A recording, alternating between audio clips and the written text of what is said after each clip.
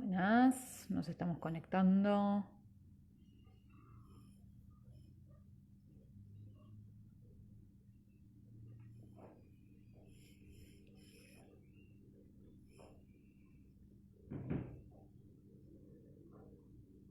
Hola a todos los que se van conectando. ¿Cómo andan? ¿Todo bien? Hola Javi, ahí nos vamos a ir con, ahí nos conectamos con Javi.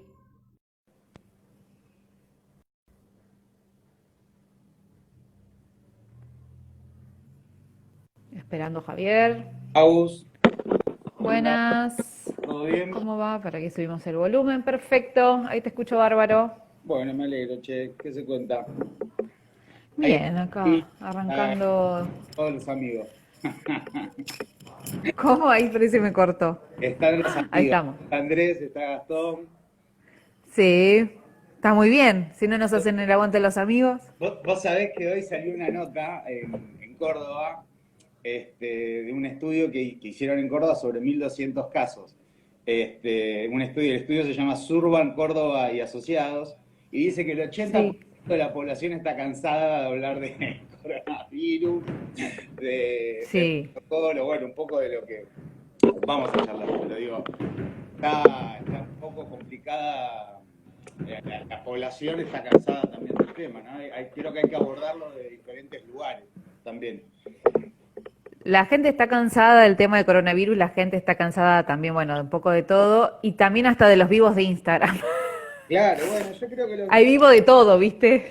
tienen que ser más de una cuestión de, che, nos juntamos y más espontáneo, ¿viste? O sea, ya, si bien hoy lo estamos programando y estamos haciendo esto de la clínica, porque la idea también es dar un servicio, que el IAR pueda dar este servicio de si hay consultas, si hay dudas, y poder hacerlo como hizo Andrés la otra vez, que se cansó de dar tips y mensajes para que cada uno arme su protocolo, ¿no? Pero digo, qué difícil ese cambio. Sí, sobre todo con el cansancio de la gente, obviamente. Pasa eso. Pero bueno, lamentablemente es algo que tenemos que seguir incorporando todos. Uno, sobre todo ahora que se empiezan a abrir todas las cuestiones, y uno ve en la calle un montón de falencias y por ahí un pequeño detalle nos puede evitar grandes cosas. Y algo de lo que hemos hablado por ahí también fuera de, obviamente, del vivo, es esto, ¿qué pasa cuando se me empieza a contagiar la gente que está cercana, empleados míos? ¿Cómo actuar, no? Me ha pasado que en lugares de trabajo nos empezamos a enterar, che, fulano tiene coronavirus y bueno, ¿y qué hacemos? ¿Qué hacemos con el resto de las cosas? ¿Cómo actuamos? Nosotros nos aislamos, no nos aislamos. ¿Cuándo estuve con él? Porque empezás, ¿viste? Bueno, Claro. yo lo vi el día tanto, ya tenía, los podía tener los síntomas, no los podía tener, contagiaba, no contagiaba.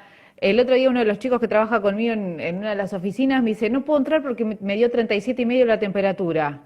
¿Qué hacemos? ¿Viste? Como diciendo, Bueno, ¿activamos protocolo o no activamos? no, vos sabés que, Van a empezar a surgir esas cuestiones. bueno, estuvimos con Gastón, que, viste, Gastón es el dueño de una consultora de Taleb, y lo que hicimos fue muchas clínicas con clientes, porque teníamos casos de empresas con positivos y con recuperados. Imagínate que yo también hago su origen por ejemplo, en un sanatorio, entonces ahí tuvimos 70 y pico de casos, 40 ya volvieron a trabajar, o sea, hay una normalidad que entiendo que al que nunca le pasó y al que no salió dice tengo un positivo, pero en realidad va a pasar. O sea, esto por eso Sí, el tema del protocolo. Ahí estaba Virginia, bueno, están saludando y la veo a Virginia y dice, no, no, sí. Nuevos hábitos. dejo quieto esto. Esto de nuevos hábitos me parece que hay un montón de hábitos que llegaron para quedarse. Ahora uno va a llegar a una casa y va a ser normal ir a lavarse las manos. Está bárbaro. Ahora, me parece que el nuevo hábito es pensar como pensábamos hace 4 meses. Digo, porque vos me estás diciendo una reacción de ahora de una oficina, porque hay mucha gente que empezó a salir a trabajar, que está confinada hace 3, 4 meses, pero hay mucha gente que está trabajando hace 4 meses. Entonces, ahí Virginia que habla de nuevos hábitos, yo cuento siempre una anécdota. Hoy me toca estar trabajando en la administración pública, Virginia aparte es mi jefa, y tuve la experiencia de trabajar con ella porque ella tuvo la experiencia de trabajar en brotes en otras regiones. Ujú. Y cuando el Poder Ejecutivo, las autoridades, casi 15 días antes hablaron del confinamiento. Y todos, me incluyo, quien da clase, Ujú. quien se dedica a la seguridad, digamos, quien hace estudios sobre el tema de riesgo, seguíamos yendo a trabajar, veíamos, y Virginia dijo, armemos un plan de trabajo para ya dejar de venir a la oficina. Y me pasó con otro amigo que se quejaba, como me pasaba también a mí, Sí, que el sí. presidente anunció el aislamiento social obligatorio un viernes a la noche, como que no permitió la organización. Y si No, uno, no, fue del jueves para el viernes. de un jueves para el viernes, perdón. Entonces, si uno compara esas dos cosas, vos decís, no, mirá, sí, yo tenía un amigo que se quejaba y le digo, en realidad te dio tiempo. No supimos administrarlos, otros lo vieron. Por ejemplo, Mm. la suerte de tener a alguien que lo vio y que nos pudo ayudar y que pudimos organizar la oficina, no bien, pero un poco mejor, porque empezamos a decir, bueno, se viene un aislamiento obligatorio porque veíamos que no se estaba cumpliendo. Entonces, si no pensamos como pensábamos hace 3 o 4 meses, cuando el riesgo no estaba tan presente, porque el problema viene ahí, viene en esa percepción del riesgo, que uno decía, qué crítico. Andrés, por ejemplo, el otro día hablando con Andrés, él me decía, no, acá lo que había que haber hecho es agarrar y poner en Ezeiza, hacer un preservativo. O sea, si el problema viene de ahí. Y uno dice, No dejaran entrar a nadie más. a ver, lo están haciendo, en Bélgica lo están haciendo, están agarrando, te hacen un test rápido, te hacen el PCR y te guardan solamente las 48 horas que dura el test. Y después te largan, y si no hacen la cuarentena. Pero lo hacen en los aeropuertos. Entonces, pero yo le decía a Andrés, ¿te imaginas haber tomado esta decisión hace 4 meses? O sea, digo, No, terrible. Pero era, el tema también es la opinión pública. claro, Si dejamos a la gente abandonada en el resto de los países, es muy difícil. exacto. Sí, ahí Virginia dice la dificultad Sí, hay varios mensajes para leer. el mensaje de un montón. Yo me comí un montón porque, bueno, me cuelgo hablando. Bueno, voy leyendo un par de mensajes en el medio. Bueno, Bir decía, sacarse los zapatos, por ejemplo, en mi época de Asia era lo normal. Claro. Víctor Jansen, no olvidemos la responsabilidad de las ART en el asesoramiento de empleadores y de difusión de las medidas preventivas. Ujú. Otro tema, ¿no? ¿Qué va a pasar con las ART también y cómo se adaptan a las nuevas, a lo que a lo que deben cubrir? Bueno, y sigue contando. La dificultad radica en, en normalizar el riesgo y anular la precaución.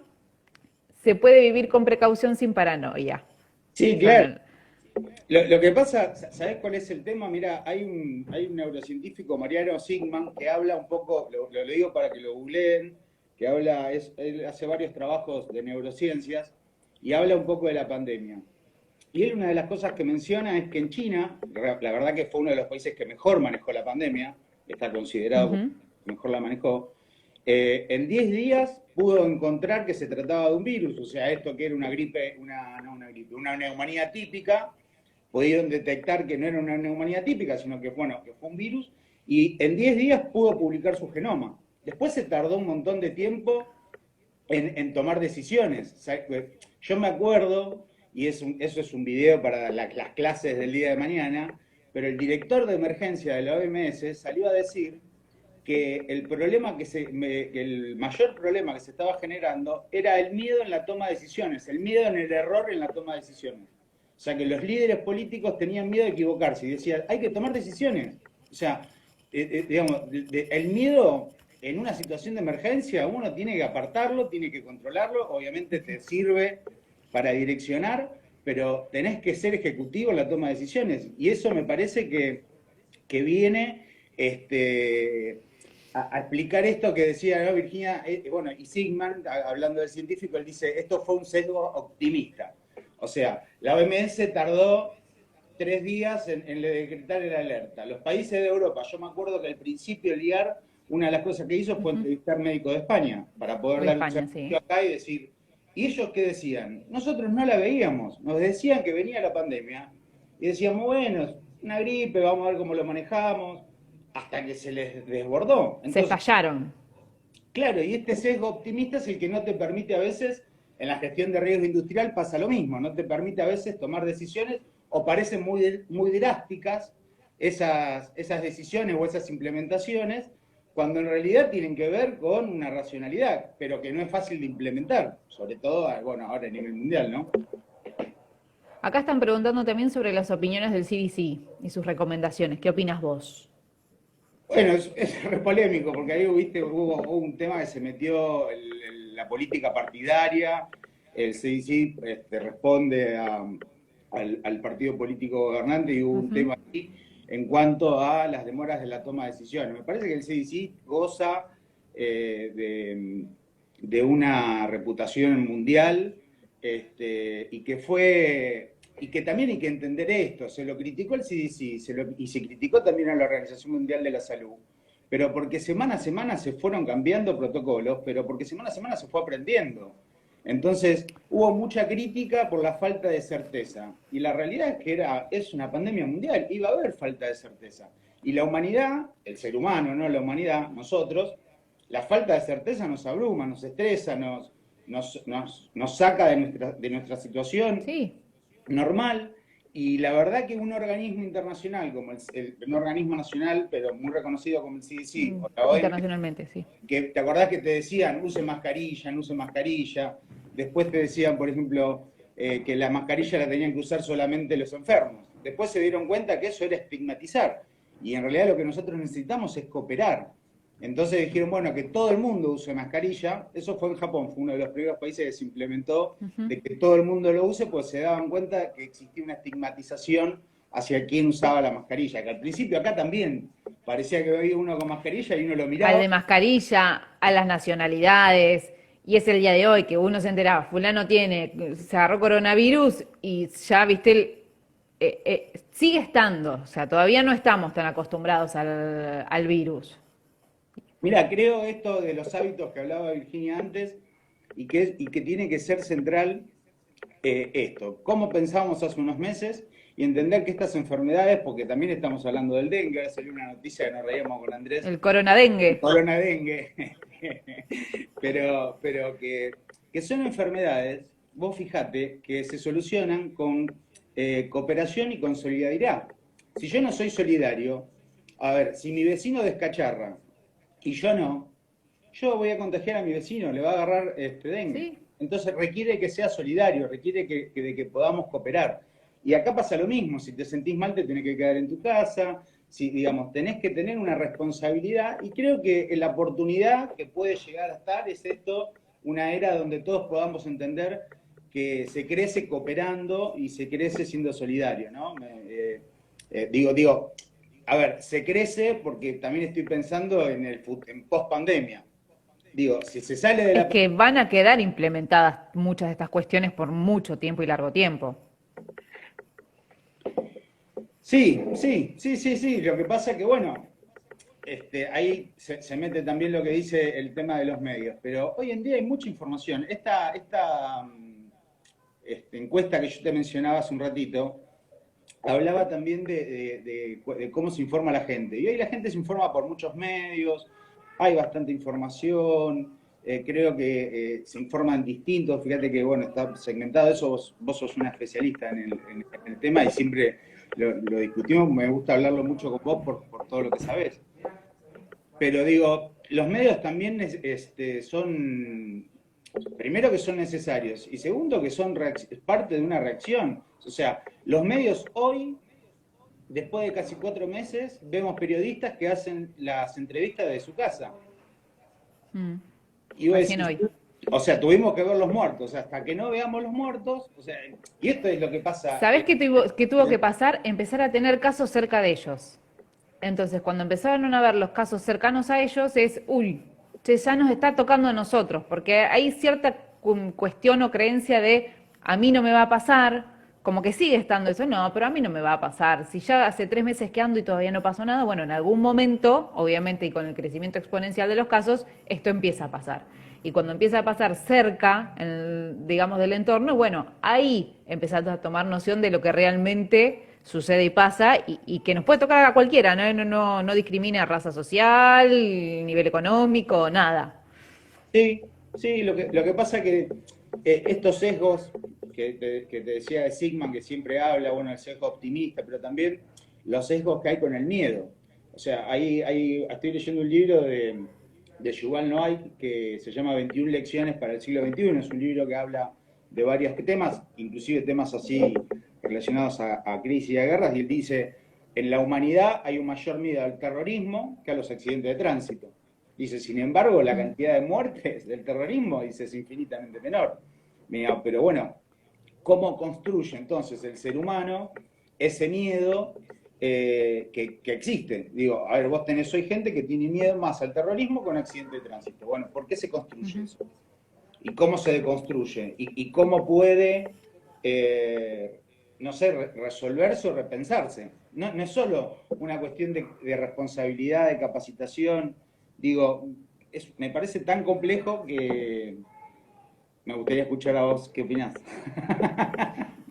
No, totalmente, es totalmente de acuerdo. O sea, nadie radica en la dimensión, en realidad es la naturalización de las cosas. Uno, andar en la calle o un accidente de tránsito es algo natural prácticamente. Yo veo por día, bueno, ahora no tanto, porque obviamente estamos confinados, pero en el común diario ves accidentes de tránsito, uno por día por lo menos. Está naturalizado, ya es algo mucho más cercano. En cambio, otro tipo de cosas, como esto que es extraordinario, ese es el tema. Me parece que va por naturalizar las cosas. Y creo que la pandemia y este virus va a llegar un momento que lo vamos a tener que naturalizar y naturalizar todos los nuevos hábitos y las nuevas costumbres. Ahí, bueno, van llegando algunos comentarios de algunas también consultas. Bueno, porque Gustavo por acá dice, lo importante es inculcar cultura en sociedad y empresas. En esa manera se achica la brecha del miedo que causa este mecanismo de discriminar al otro. ¿Cómo empezamos entonces? Vamos un poco por ahí a lo más concreto de lo que nos pasa a diario. Bueno, yo tengo un negocio, puedo tener una casa de ropas, puedo tener una farmacia, puedo tener una industria, una empresa, cualquier rubro. Estamos trabajando, me sale un COVID positivo de uno de mis empleados. ¿Cómo hago para que el resto no entre en pánico? Porque todos empiezan también a entrar en pánico de cuando estuve, que mi familia, que mis hijos, o sea, es toda una cadena, una bola que se termina armando una cadena. ¿Cómo hago? ¿Cómo preparo a mis empleados? O sea, los preparo para que entiendan que esto va a pasar?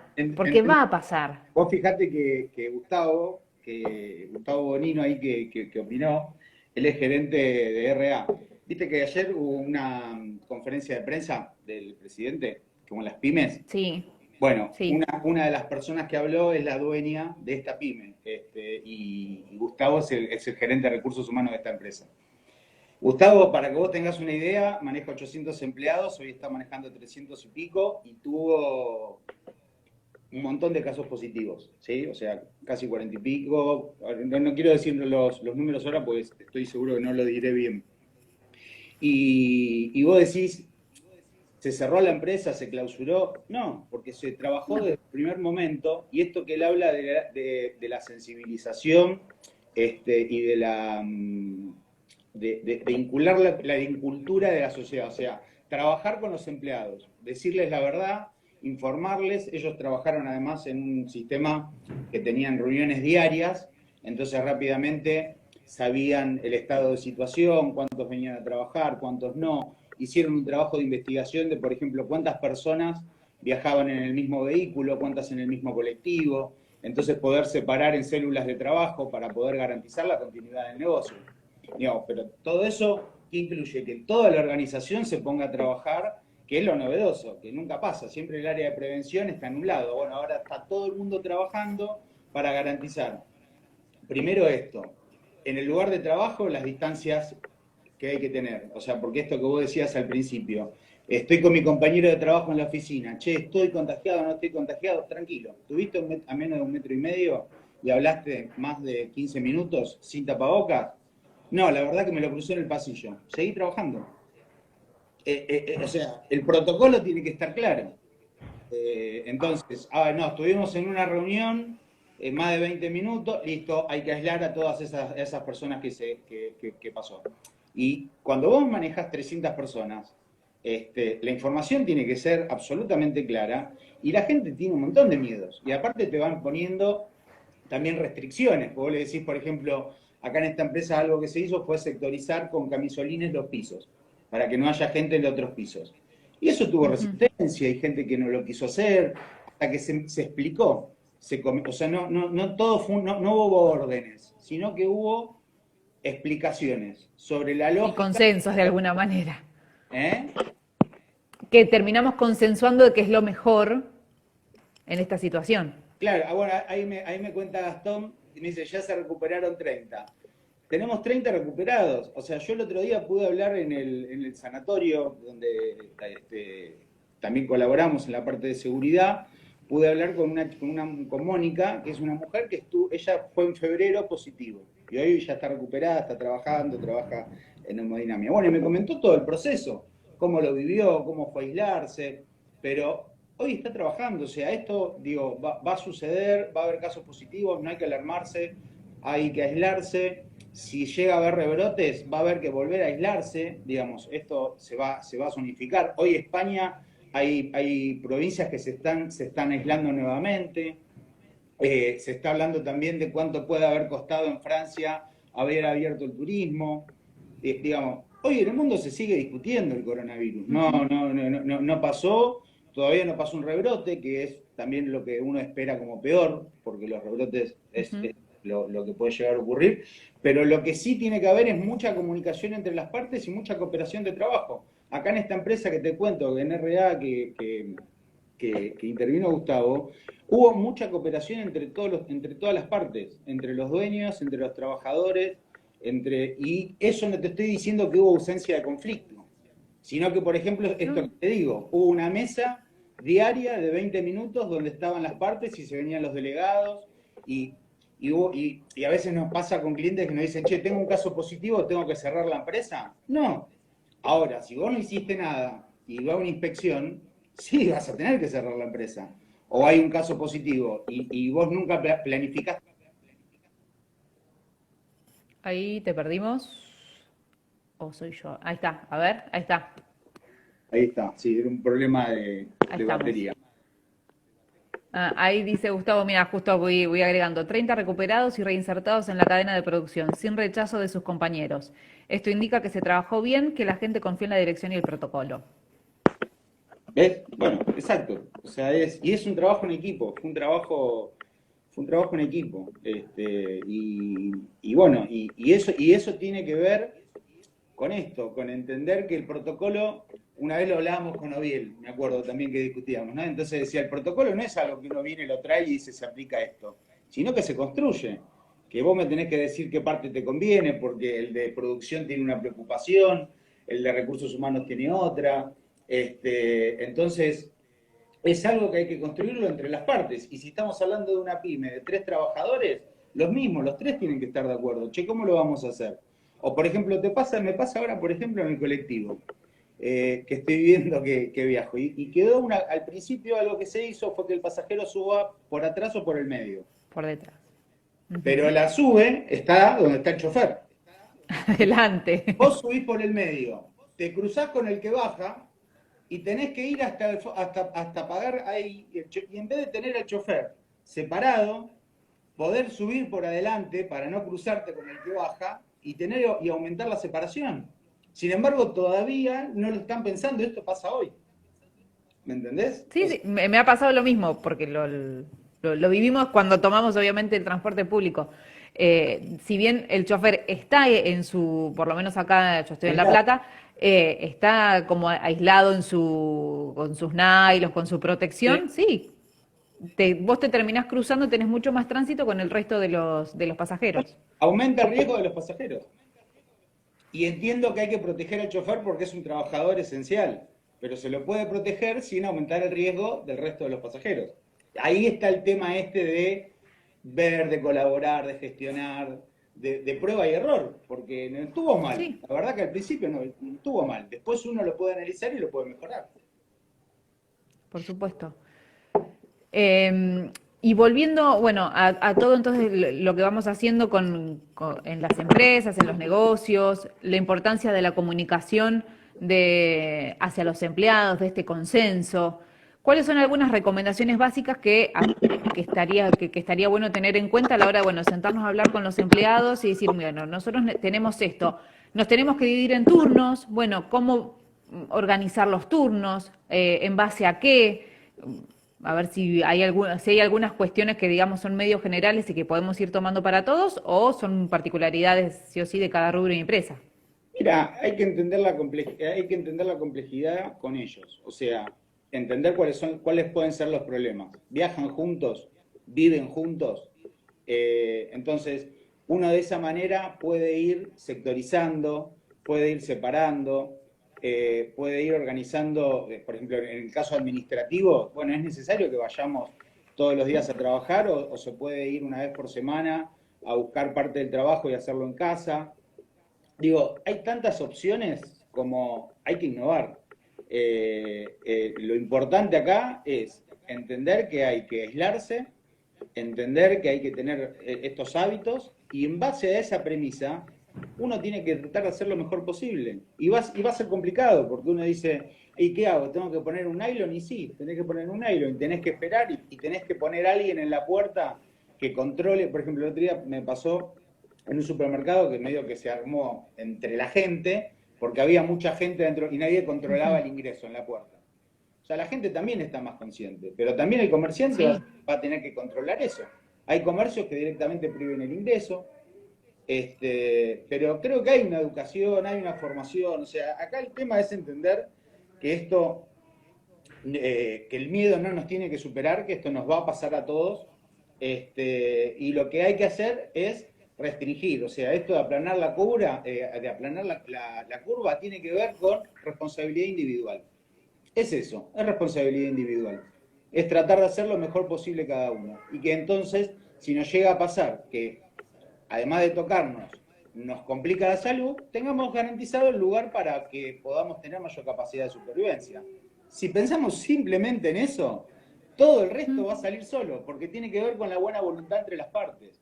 Si los trabajadores y el empleador se pelean en algo histórico que pasa siempre, que estamos peleados, digo, si pasa eso, no va a estar garantizado el éxito. Acá estuvo garantizado, en este caso, por ejemplo, que se habló, fue porque hubo mucha comunicación y mucha comprensión. También, digamos, los jefes y los responsables están teniendo también una presión muy importante porque te transformás en un psicólogo. O sea, realmente Sí. es compleja la situación, ¿no? Porque estás hablando del miedo, nada, me parece bueno, esos cambios creo que van a ser un poco más positivos, nos vuelve un poco más humanos, qué sé yo. Sí, a nosotros lo que por ahí vemos también nosotros por ahí desde el lado de la comunicación son muchas dudas, o sea, si bien estamos sobreinformados, porque lo que veníamos la gente está cansada de la información cuando pasan las cosas nos surgen un mar de dudas que no sabemos cómo actuar. Entonces, esto de comunicar exactamente cómo actuar, no entres en pánico, no va a pasar nada, quédate tranquilo, no quiere decir que vos vas a ir a tu casa y a contagiar a tu familia tampoco porque al lado tuyo hubo un caso que dio positivo. Eso me parece que es una de las cuestiones a tener que hacer fuerza, ¿no? A desarrollar la comunicación interna, el empezar a comunicar, bueno, ¿qué pasa cuando pasa? O sea, ¿qué hacemos cuando pasa? Porque eso es lo que hoy creo que es lo que está faltando en el común de todos. Porque me pasa hasta a mí. O sea, que me pasó que encontré de golpe que podía tener un caso cerca, digo, uy, ya, bárbaro, me puse a pensar, no tengo, estuve 5 minutos con esta persona, no, bueno, no pasa nada. Pero, ¿y si hubiese estado más tiempo y da positivo, yo me tengo que aislar? ¿Mi familia se tiene que aislar? Empiezan todas estas dudas. Pero porque tenemos mucha información de los números, la cantidad de contagiados todos los días, sube. Pero para eso está bueno el protocolo, para plantear escenarios, y esos escenarios que te dan previsibilidad, te permiten toma de decisión mucho más rápida. Por eso es importante. Totalmente. Es como, yo a veces digo, cuando vos entras a tu casa, a veces practicás que te van a robar. Para decir, a ver, si vienen a robarme, ¿qué hago? Hago esto, hago lo otro. Entonces, el día que te van a robar, vas a desarrollar más habilidades, porque ya lo vas a tener practicado. Entonces, esto es lo que hay que hacer. Digamos, es desarrollar habilidades y plantear escenarios hipotéticos y decir, bueno, ¿qué pasa si tengo uno, si tengo dos, si tengo tres? ¿Y hasta cuánto puede resistir mi negocio ¿sí? Por ejemplo, en el caso hablando de negocios, Ujú. ¿hasta cuánto puede resistir mi negocio de casos positivos? Y en función de eso se toman las decisiones, pero siempre tratando de protocolizar, ¿no? Claro. Bueno, creo que es el punto a donde tenemos que enfocar todos, es lo que está faltando hoy en todos lados y lo que uno puede empezar a ver Más a partir de positivo, estas aperturas. ¿Eh? más positivo. Yo veo que se cumplen, que la gente en la calle cumple más. No, yo no digo que no se cumplen. Yo digo que sino que la gente empieza a tener empieza a tener dudas cuando empieza a ver casos cercanos. En lo personal, la gran mayoría cumple. Yo en la calle veo a la gente con barbijo, bueno, haciendo lo que vos, estornudando en el pliego del codo, teniendo alcohol en gel en todos lados. Bueno, en la gran mayoría eso se cumple, pero me refiero a que empiezan los miedos y las persecuciones y esto de no saber qué hacer cuando empiezan a aparecer los casos cercanos a uno o en los lugares de trabajo. Y me parece que ahí es el punto que hay que fortalecer para que nada entre en pánico ni que de golpe a un caso positivo cerramos un negocio. No, eso no, que es lo que vos decías recién. Por eso hago hincapié en esta situación de, bueno, pensemos todos qué protocolo tenemos que aplicar cada uno en nuestros lugares de trabajo, vayamos de antemano, realmente los números, ¿verdad?, están en ascenso, empiezan a abrir, va a haber más casos, eso lo sabemos, ya sabemos qué va a pasar, bueno, empecemos a prever que esto va a pasar y cómo vamos a actuar en base a cuando nos suceda en nuestros lugares de trabajo. Sí, o en nuestros casos, o en realidad tiene que ver más que en los lugares de trabajo, que siempre es para mí donde más se está organizado, o sea, hoy en día donde más se está organizado es en los lugares de trabajo, tiene que ver con las acciones individuales, porque hay recomendaciones individuales. Entonces, esto que vos me explicás que puede pasar en una familia, hay un protocolo de distanciamiento, busquen en internet, entren, quédense tranquilos, hay que aislarse, hay que pedir ayuda, hay que avisar a un vecino, comprarme la comida, no puedo salir. O sea, si esto sucede, tenemos justamente lo que volvíamos al principio, cooperación y solidaridad, avisar, informar. Si a mí me agarra coronavirus, yo tengo que agarrar y decir, bueno, ¿con quién estuve las últimas 48 horas? Tengo que llamarlos, avisarles, les Aviso. tengo que contar, le tengo que decir lo que me pasó, que me voy a aislar, tendré que llamar a un amigo y decirle, che, mirá, necesito que me vayas que me traiga comida. Tengo que pensar responsablemente. Eso. Por ejemplo, yo que salgo, porque me toca trabajar, Ujú. yo no voy a cumpleaños, no me junto, me he juntado con colegas, Claramente. me he juntado con colegas, me junto con mi jefa, pero me junto con gente que sale. Ahora, por ejemplo, tengo amigos, por ejemplo, Fernando y Fernanda, que ellos no salen, no estaban saliendo. Yo no los veo. Digamos, hay responsabilidad y tiene que ver con una conducta individual. A ver, y me pasó hace poco, fui tía, obviamente todavía no conozco a mi sobrino. Es así. Uno también sale, tiene una actividad, está en contacto con gente. No expongamos a quienes están guardándose, a quienes no se tienen que exponer. Seamos responsables también desde ese lado también para todos. Acá, bueno, Gastón dice, después de un caso hay que hablar con los trabajadores, porque ahí plantean dudas y a partir de ahí comienzan a cumplir con la responsabilidad social.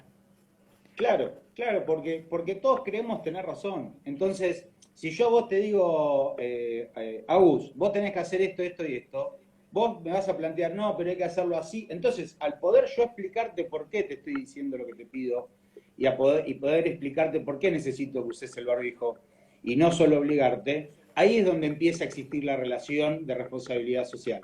¿Sí? Este cambio de paradigma quizás de trabajo o de contacto de trabajadores, esto que quizás hoy nos puede llegar a humanizar más. Gastón estuvo horas explicando por qué usar un tapabocas, porque, a ver, de verdad, hay que ser un trabajador y estar 8 horas fabricando camisolines y tener un tapabocas. Y hubo que cambiar el tapabocas para que sea más cómodo, y se quejaron, pero al final se empezó a entender. Cuando empezamos a ver que disminuyó la cantidad de contagios, que aumentamos la cantidad de recuperados, pudimos mostrarles los datos, pudimos trabajar con ellos y explicar, y explicar, y explicar, y explicar, y explicar. Y bueno, hay que enamorarse de esa parte del trabajo. Y pensar si tenemos que adecuar cosas, obviamente, también de nuestros trabajos. Por ahí nuestros trabajos no van a seguir iguales, capaz no vamos a hacer las cosas de la misma manera, o por ahí el tapaboca ideal no es el que hacemos en casa, sino, bueno, ver de qué forma crear uno mejor que sea más cómodo para los ¿No? trabajadores. Bueno, Pero hay situaciones, por ejemplo, el sanatorio este que yo te cuento que trabajamos, el Otamendi, está dividido a la mitad. Si vos tenés fiebre, tos o unos síntomas, ingresás por una puerta y todo el resto se mueve por otra puerta y todo ese sector está aislado. Entonces, y eso involucró un cambio estructural de protocolo de seguridad, de vigilancia. Entonces, pero ¿qué pasa? Vos garantizás y vas cuidando y protegiendo y separando y sectorizando y siempre con ese concepto. Y se cambió 10.000 veces un montón de cosas, porque al principio, acordate también que, por ejemplo, los centros de salud, acá en la Argentina, al principio de todo, estaban en una situación de guerra, de crisis, aunque no teníamos un solo caso. De hecho, nosotros aplaudíamos a los médicos de Europa, cuando todavía acá no estaban laburando. Hoy que están totalmente. laburando más, no los aplaudimos.